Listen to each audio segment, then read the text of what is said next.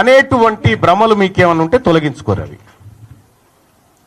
వెనకటి బీసీలం కాదు, మేమంతా ఆధునీకరించబడి ఆలోచన మెరుగుపరుచుకొని వచ్చిన మలిదశ బీసీ ఉద్యమకారులం మేమంతా ఇప్పుడు పుట్టుకొచ్చిన వాళ్ళం. ఇవాళ అడిగింది ఏంది తీన్మార్ మల్లన్న?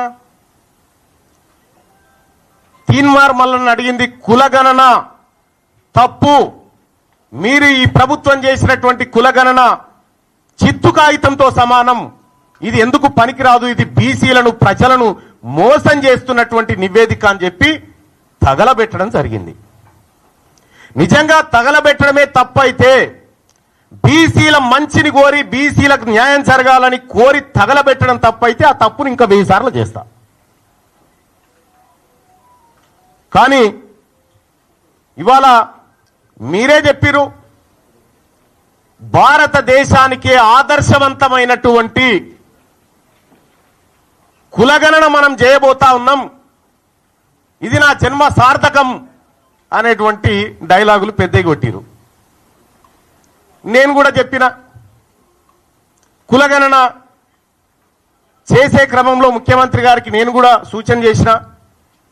1931 తర్వాత అసలు మా తలకాయలను లెక్కించినోడు లేడు కులాల వారీగా. మీరే మంచి కార్యక్రమం చేపట్టిరు. మీరు చేపట్టే కార్యక్రమం దేశానికి ఆదర్శంగా ఉండాలి, రాహుల్ గాంధీ గారు తల ఎత్తుకొని మాట్లాడే విధంగా ఉండాలి, దీని ఒక పండుగ వాతావరణంలో చేయాలనేటువంటి మాట చెప్పడం జరిగింది. నిజంగా కులగణన సక్సెస్ చేయాలనేటువంటి ఆలోచన గనక రాష్ట్ర ప్రభుత్వానికి, అందులో ఉన్న అగ్రవర్ణాలకు నిజంగా ఉంటే, కులగణన ప్రారంభోత్సవమే వేడుకలాగా జరిగి ముఖ్యమంత్రి గారు ఆయన ఇంట్లో, మంత్రులు వాళ్ళ ఇళ్లలో, ఎమ్మెల్యేలు కాంగ్రెస్ పార్టీ నాయకులంతా ఎవరింట్లో వాళ్ళు మొదటి రోజు చేసుకొని సమాజానికి ఆదర్శంగా చూపించేటోళ్ళు.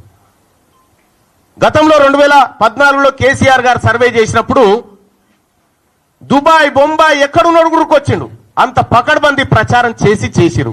కానీ ఇవాళ తూతూ మంత్రంగా సమగ్ర కుటుంబ సర్వే అయిపోయే టైంకి, పీరియడ్ ఎండ్ ఏది మొన్న చేసిన సర్వే అయిపోయే టైంకి ముఖ్యమంత్రి గారు పిలుచుకొని ఏదో తూతూ మంత్రంగా ఇచ్చినట్టు చేసిండు. ముఖ్యమంత్రి గారికే గంత నిర్లక్ష్యం ఉన్న తర్వాత మంత్రులకు నిర్లక్ష్యం ఉండదా?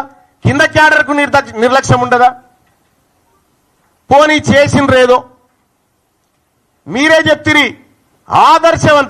ఆదర్శవంతమైన సర్వే ఎప్పుడైతే 100% చేసి 100% లెక్కల్లో పక్కాగా ఎవరి వాటా ఏందో తేల్చి సర్వే బయటికి వస్తే అది ఆదర్శవంతమైంది అంటారు. మీరు చేసినటువంటి సర్వే ఆదర్శవంతమైన సర్వే కాదు, అది అగ్రవర్ణాలను ఎక్కువ చూపించి అనగారిన వర్గాలను తొక్కి పెట్టడానికి మీరు ఉపయోగించుకున్నటువంటి సర్వే. ఈ సర్వేను బీసీ సమాజం ఎట్టి పరిస్థితుల్లో యాక్సెప్ట్ చేయడానికి సిద్ధంగా లేదు. నేను సర్వే రిపోర్ట్ తప్పు అని కాలబెట్టిన తర్వాత అట్లా కాలబెట్టడం తప్పు అని చెప్పి షోకాజ్ నోటీస్ సస్పెన్షన్ చేసినావు. ఒకవేళ నాదే తప్పైతే నువ్వు మళ్ళీ సర్వే ఎందుకు చేసినావు? మరి తీన్మార్ మల్లన్న చేసిందే తప్పైతే మళ్ళీ సర్వే చేయాల్సినటువంటి అవసరం ఎందుకు ఏర్పడ్డది?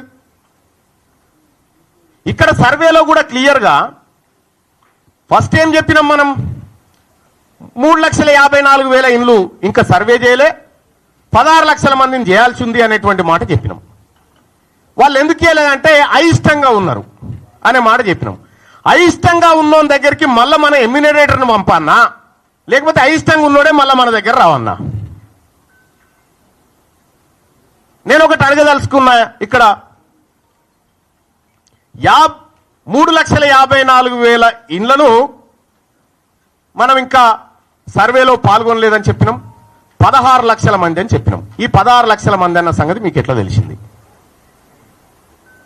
మీరు ఎట్లా కంక్లూజన్కి వచ్చారు దీని విషయంలో? ఇవాళ ముఖ్యమంత్రి గారే పదే తన ప్రెస్ మీట్లలో మాట్లాడుతూ దొరికిపోతా ఉంటే, మళ్ళా పైపెచ్చు సమగ్ర కుటుంబ సర్వేకు అర్హత లేదు, అది